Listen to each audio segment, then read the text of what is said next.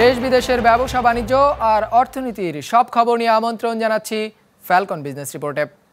চলতি অর্থ বছরের প্রথম 6 মাসে বার্ষিক উন্নয়ন কর্মসূচির 27.5% বাস্তবায়ন, কাজের গতি বাড়ানোর তাগিদ প্রধানমন্ত্রীর। বৈধ মোবাইল সেট যাচাইয়ে IMEI তথ্য ভান্ডার চালু করল BTRC, চিহ্নিত করা হবে অবৈধ হ্যান্ডসেট। নতুন স্বাদের আইসক্রিমের জনপ্রিয়তা যাচাইয়ে বাণিজ্য মেলায় এসেছে দেশি বিদেশি ব্র্যান্ড। এমন সব খবর নিয়েই আমাদের আজকের আয়োজন। চলতি অর্থ বছরের প্রথম 6 মাসে বার্ষিক উন্নয়ন কর্মসূচির 27.5% অর্থ ব্যয় করা গেছে, যা এর আগের বছরের চেয়ে 0.43% বেশি। নির্বাচনকালীন স্থবিরতা না থাকলে কাজের গতি আরও বাড়ত বলে জানিয়েছেন পরিকল্পনা মন্ত্রী। যদিও মঙ্গলবার নতুন সরকারের প্রথম জাতীয় অর্থনৈতিক পরিষদের নির্বাহী কমিটির সভায় যোগ দিয়ে প্রধানমন্ত্রী শেখ হাসিনা চলমান উন্নয়ন কর্মকাণ্ডের গতি বাড়াতে প্রকল্পগুলোতে নজরদারি বাড়ানোর নির্দেশ দিয়েছেন। টানা 3 আর মোট 4 বারের মতো প্রধানমন্ত্রী হয়ে জাতীয় অর্থনৈতিক পরিষদের নির্বাহী কমিটি একনেকের সভায় যোগ দেয় প্রথমেই ফুলের শুভেচ্ছা জানানো হয় প্রধানমন্ত্রী শেখ হাসিনাকে। সহকর্মীদের সেই শুভেচ্ছা গ্রহণ করে তিনি সবাইকে আহ্বান জানালেন কাজের গতি আর মান বাড়াতে, যাতে প্রবৃদ্ধির ধারা বজায় থাকে আগামীতেও। আমাদের প্রবৃদ্ধি আমরা 7.86% উন্নীত করতে পেরেছি। এটা আমাদের ধরে রাখতে হবে এবং সামনে আরও এগিয়ে যেতে হবে। সে কথা মাথায় রেখেই আমাদের প্রকল্প বাছাই করা এবং প্রকল্প প্রণয়ন ও বাস্তবায়ন এই দিকে আমাদের বিশেষভাবে দৃষ্টি দিতে হবে। যে প্রকল্পগুলি আমরা গ্রহণ করেছি সেগুলি দ্রুত বাস্তবায়ন শুরু করা এবং সেটাতে যথাযথভাবে হয় সেটার উপর নজরদারিটাও বাড়াতে হবে। কারণ যত বেশি নজরদারি বাড়বে কাজের গতি এবং কাজের মান তত বেশি ভালো হবে। প্রধানমন্ত্রীর নেতৃত্বে এই সরকার যখন যাত্রা শুরু করলো তখন অর্থ বছরের 6 মাস পেরিয়ে গেছে। হিসেব বলছে এই সময়ে আগের সরকারের নেয়া 1,73,000 কোটি টাকার বার্ষিক উন্নয়ন কর্মসূচির মধ্যে ব্যয় হয়েছে 50,000 কোটির মতো। শতকরা হিসেবে বাস্তবায়নের হার আগের বছরের চেয়ে সামান্য বেশি হলেও পরিকল্পনা মন্ত্রীর মতে নির্বাচনের কারণে কাজ কিছুটা স্লোথ ছিল ডিসেম্বরে। বাস্তবায়নের হার আমরা একটু কম হয়েছে। নির্বাচনের সময় একটা এম্বার্গো ছিল, প্রকল্প আমরা নিজেরা তদারকিতে যেতে পারি নাই। আমরা প্রার্থী ছিলাম, আমরা কোনো প্রকল্প ভিজিট করতে পারি নাই বা ইঞ্জিনিয়ার নাহলে আর একটু বেশি হতো। পরিকল্পনা মন্ত্রী জানান নতুন সরকারের প্রথম একনেক বৈঠকে মোট 8টি প্রকল্প অনুমোদন দেওয়া হয়েছে। এজন্য বরাদ্দ হয়েছে 1,893 কোটি টাকা, যার পুরোটাই আসবে রাষ্ট্রীয় কোষাগার থেকে। সেই অর্থের সঠিক ব্যবহারের দিকেও নজর রাখার তাগিদ দেন মন্ত্রী প্রকল্প সংশ্লিষ্টদের। জনগণের অর্থ খরচে সকল বিষয়ে সকল ক্ষেত্রে আমরা যারা পাবলিক সার্ভেন্টস আছি জনগণের অর্থ ব্যয়ে আমরা অত্যধিক সাবধানতা অবলম্বন করতে হবে। খরচ আমরা করবো, খরচের বিরুদ্ধে মোটেও নেই, কিন্তু খরচটা করতে হবে পরিমিতি বোধের মধ্যে যেটা প্রয়োজন। মন্ত্রীর আশা এমন উদ্যোগের ফল পাওয়া যাবে অর্থ বছর শেষে প্রকল্প বাস্তবায়নের হার আর প্রবৃদ্ধির হিসেবে। সৌরভ রহমান, বিজনেস রিপোর্ট, মাছরাঙা টেলিভিশন। এখন থেকে মোবাইল ফোন কেনার আগে তা বৈধ কিনা সেটি SMS এর মাধ্যমে যাচাই করে নিতে পারবেন ক্রেতারা। অবৈধ হ্যান্ডসেট বেচাকেনা বন্ধে এমন উদ্যোগ নিয়েছে বাংলাদেশ টেলিযোগাযোগ নিয়ন্ত্রণ কমিশন BTRC। আমদানিকারকদের অর্থায়নে এজন্য IMEI ডেটাবেস তৈরি করেছে তারা। অবৈধ হ্যান্ডসেট যাতে চিহ্নিত করা যায় আসছে সেই উদ্যোগও। স্মার্ট ফিচার মিলিয়ে বছরে 3.5 কোটি হ্যান্ডসেট বিক্রি হয় দেশে। সেখানে গেল বছর BTRCর কাছ থেকে আমদানির অনুমোদন নেওয়া হয়েছে 2,76 লাখের। সংস্থাটি বলছে বাকি হ্যান্ডসেট আমদানি হয়েছে অবৈধ পথে সরকার নির্ধারিত 32% কর ফাঁকি দিয়ে।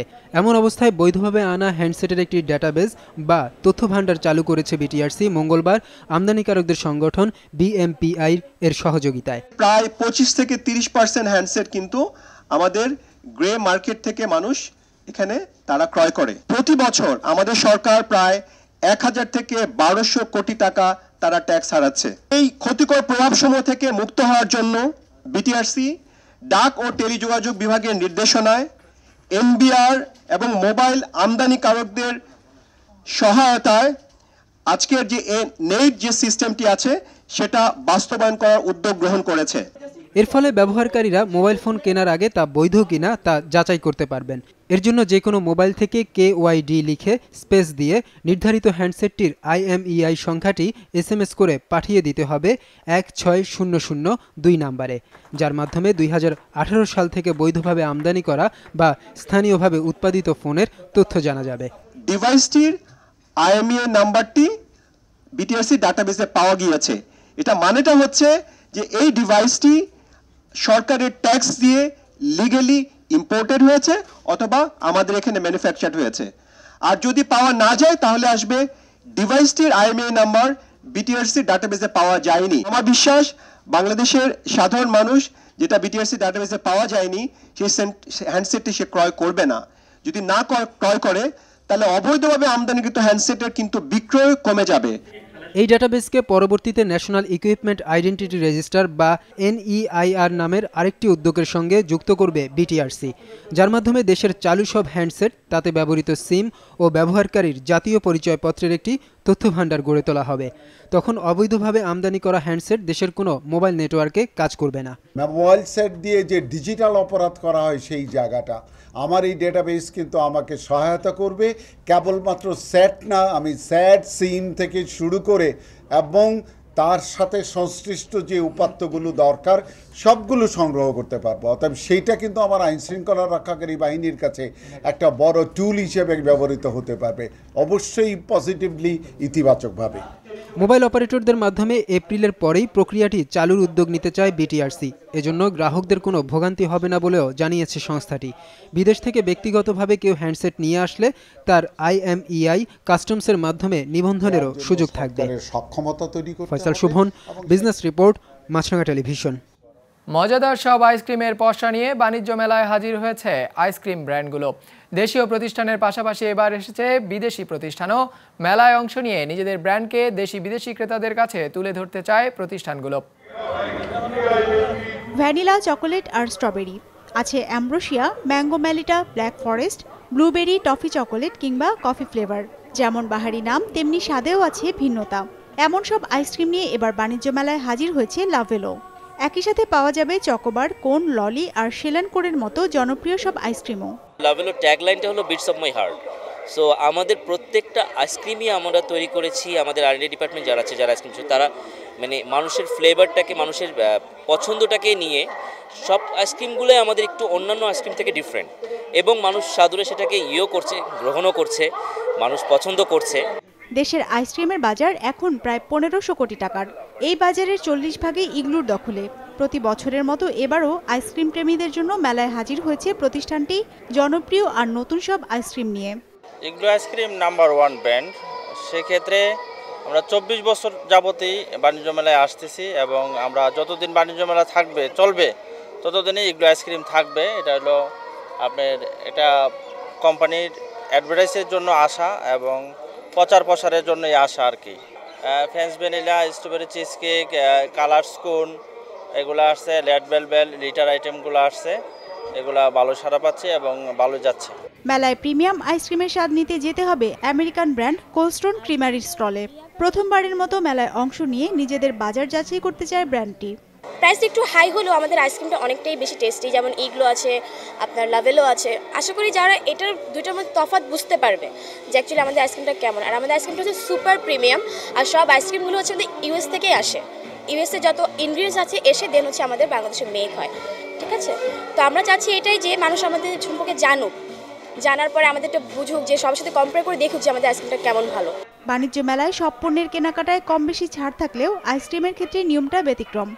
আমরা সেম রেট রাখছি এখানে, আমরা কোয়ালিটিতে কোনো আমরা ছাড় দিব না। সো আমরা মেলাতেও আমরা একদম সেম প্রাইসে রাখছি, যাতে মানুষ এই প্রাইসটার সাথে হয়। এবং আর অন্যান্য আসলে আদার্স আসে আমাদের প্রাইসটা অনেক রিজনেবল, আমরা অনেক কমের মধ্যে মানুষকে বেটার জিনিসটা দেওয়ার সবসময় লাভেলোর একটা প্রয়াস থাকে। একটা অফার আছে যেগুলো লিটারের আইসক্রিমের সাথে একটা বক্স ফ্রি আছে আর কি, এগুলার পার্সেলের ক্ষেত্রে আর কি। আর এমনি খুচরা রেগুলার প্রাইসে রাখতেছি আমরা। শীতের সময় হলেও প্রতিষ্ঠানগুলোর হিসেবে প্রতি বছর মেলায় আইসক্রিমের বিক্রি বাড়ে 15 থেকে 20 ভাগ হারে। এবছর আবহাওয়া অনুকূল থাকায় বিক্রি আরও বেশি হবে বলেও আশাবাদ তাদের।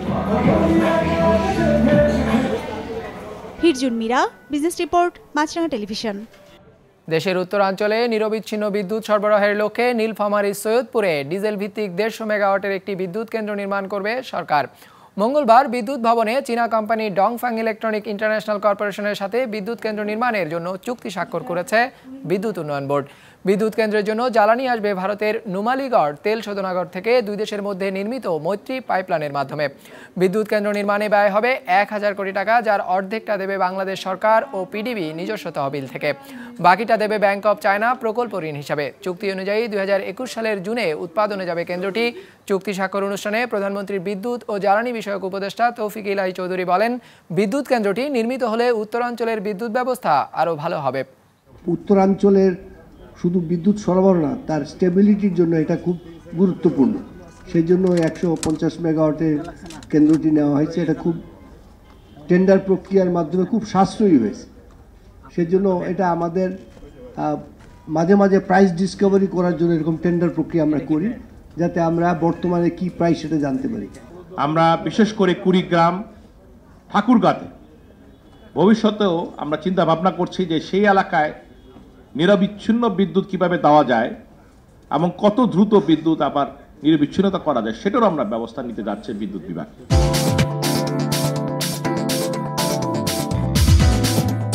ইতিবাচকভাবে দিন শেষ করেছে ঢাকা শেয়ার বাজার। সার্বিক সূচক ডিএসইএক্স 6 পয়েন্ট বেড়ে দাঁড়িয়েছে 5865-তে। লেনদেন হয়েছে 890 কোটি টাকার শেয়ার ও মিউচুয়াল ফান্ড। যদিও দর বৃদ্ধি পাওয়া শেয়ারের সংখ্যা ছিল মাত্র 95, কমেছে 224টির, আর অপরিবর্তিত ছিল 27টি দর। এবার বাজার নিয়ে বিশ্লেষণ শুনবো এশিয়ান টাইগার ক্যাপিটালের। আজকে ইন্ডেক্স 6 পয়েন্ট গেইনের মধ্য দিয়ে 5865 পয়েন্টে এসে দাঁড়িয়েছে। লাস্ট সানডে, এই উইকে লাস্ট সানডেতে ইন্ডেক্স প্রায় 5887 পয়েন্টে ক্লোজ হয়েছিল, যা ছিল লাস্ট 11 মাসের মধ্যে সর্বোচ্চ। এখন সবগুলো কোম্পানি তাদের আর্নিংস অথবা ডিভিডেন্ড ডিক্লারেশনের জন্য প্রস্তুতি নিচ্ছে এবং আমাদের ইনভেস্টররাও এই বিষয়টি তাদের ইনভেস্টমেন্ট প্ল্যানিংয়ে বেশ গুরুত্বের সাথে বিবেচনা করছে। লাস্ট কাপল অফ ডেজে অন্যান্য শেয়ারগুলো প্রাইস অ্যাপ্রিসিয়েশনের সাথে সাথে আমাদের যে লার্জ ক্যাপ এবং ফান্ডামেন্টাল শেয়ারসগুলো আছে সেগুলোরও ভালো একটা প্রাইস অ্যাপ্রিসিয়েশন হয়েছে। যেমন জিপি এবং স্কোয়ার এই মাসে 6%-এর মতো গেইন করেছে। জিপি প্রায় 20 টাকা গেইন করেছে এবং স্কোয়ার ফার্মা প্রায় 14 টাকার মতো গেইন করেছে। আর সেক্টর ওয়াইজ ইন্স্যুরেন্স সেক্টর সবচেয়ে গেইনিং সেক্টরের মধ্যে ছিল। আমরা যদি টপ 10-এর একটা লিস্ট করি বা গেইনিং স্টকগুলোর মধ্যে, আমরা দেখব যে 10টার মধ্যে 7টা স্টকই ছিল ইন্স্যুরেন্স সেক্টরের মধ্য থেকে, এবং প্রথম তিনটা ইন্স্যুরেন্সই ছিল, ইন্স্যুরেন্সের প্রাইস অ্যাপ্রিসিয়েশন ছিল প্রায় 100%-এর মতো। এছাড়া অন্যান্য সেক্টরের মধ্যে প্রাইস অ্যাপ্রিসিয়েশন সেক্টরের মধ্যে ছিল NBFI sector, banking sector, textile sector etcetera. চলতি বছর বিশ্ব অর্থনীতি ধীর হয়ে পড়ার আভাস দিয়েছে আন্তর্জাতিক মুদ্রা তহবিল IMF। সংস্থাটির হিসেবে 2019 সালে প্রবৃদ্ধি হবে 3.5 আর আংটার্ড বলছে প্রবৃদ্ধি 3 ভাগের বেশি হবে না। বিস্তারিত ডেস্ক রিপোর্টে। টানা 2 বছর বৃদ্ধির পর বিশ্ব অর্থনীতি আবারও ধীর হয়ে পড়ার আভাস দিয়েছে আন্তর্জাতিক মুদ্রা তহবিল IMF। সংস্থাটির প্রকাশিত ওয়ার্ল্ড ইকোনমিক আউটলুক প্রতিবেদন বলছে 2019 সালে বিশ্ব অর্থনীতিতে প্রবৃদ্ধি হবে 3.5 ভাগ, আগের হিসেবের চেয়ে 0.2 ভাগ কম, আর 2020 সালে তা হতে পারে 3.6 ভাগ। 2 বছর অর্থনীতির সম্প্রসারণের পর বিশ্ব অর্থনীতির প্রবৃদ্ধি প্রত্যাশার চেয়ে অনেক ধীরগতিতে অগ্রসর হচ্ছে। এতে ঝুঁকি বাড়ছে। এভাবে চলতে থাকলে বিশ্ব অর্থনীতি আরও বড় হুমকির সম্মুখীন হবে, যা নীতি নির্ধারকদের সিদ্ধান্ত নিতে জটিলতা তৈরি করবে। IMF বলছে বাণিজ্য বিরোধ আর ব্রেক্সিটের মতো ভূ রাজনৈতিক অস্থিরতা বড় অর্থনীতিগুলোর সবারই প্রবৃদ্ধিতে টান ফেলবে। যুক্তরাষ্ট্রের অর্থনীতি বাড়বে মাত্র 2.5 ভাগ হারে, আর চীনের প্রবৃদ্ধির হার হবে 6.2 ভাগ, যা আগামী বছর আরও কমার আভাস সংস্থাটির। এর অর্থ কি বিশ্বজুড়ে একটি বৈশ্বিক মন্দা বিরাজ করছে? না, কিন্তু অর্থনীতির দ্রুত পতনের ঝুঁকি অবশ্যই বৃদ্ধি পাচ্ছে। এর সাথে যুক্ত হয়েছে অস্থিতিশীলতা, ভূ রাজনৈতিক দুশ্চিন্তা এবং দীর্ঘ সময় ধরে চলা হতাশাজনক প্রবৃদ্ধি। কাজেই নীতি নির্ধারকদের জন্য বার্তা হলো অর্থনীতির দুর্বলতাগুলোকে চিহ্নিত করুন এবং বড় অর্থনৈতিক পতনের জন্য আগে থেকেই প্রস্তুত থাকুন।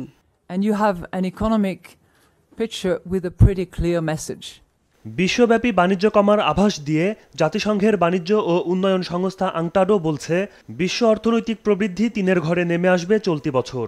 2018 সালে যা ছিল 3.1 ভাগ। বিশ্ব অর্থনীতির প্রবৃদ্ধি দুর্বল। এখানে অনেক অনিশ্চয়তার পাশাপাশি ঝুঁকিও বাড়ছে।